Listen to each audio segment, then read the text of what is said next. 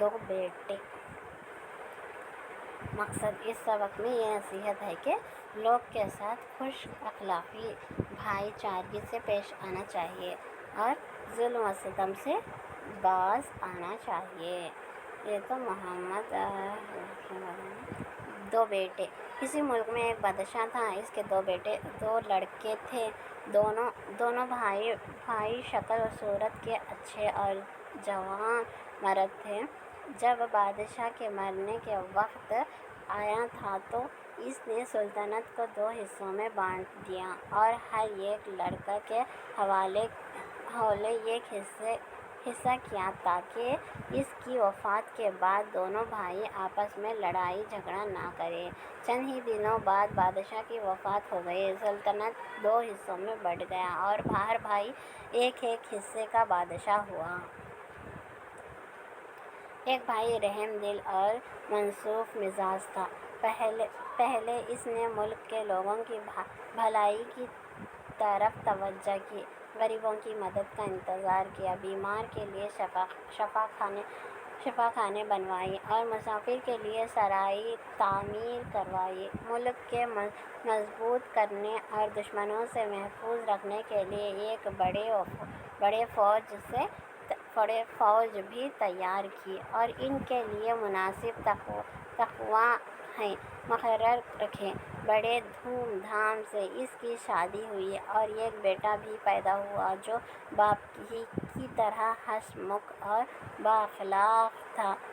اس کے انصاف کی وجہ سے ملک میں ہر طرف امن و امان تھا، کوئی دوسرے کے مال کی طرف آنکھ اٹھا کر نہیں دیکھتا تھا، ہر شخص چین کے بنشری بجاتا تھا۔ یہ دیکھ کر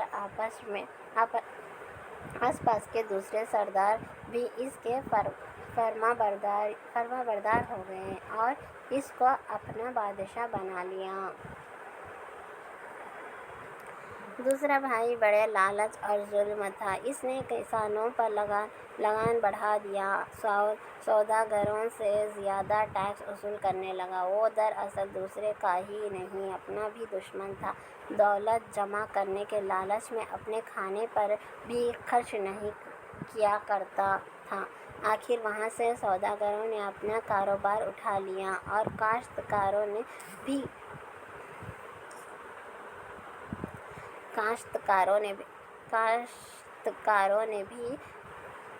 کاشتکاری چھوڑ دی۔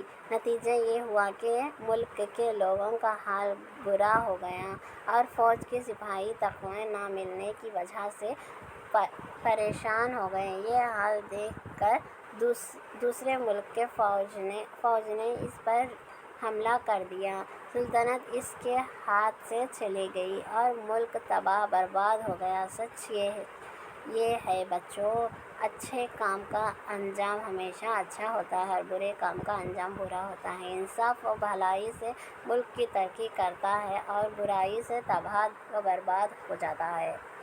املے نویسی، زبان دانی،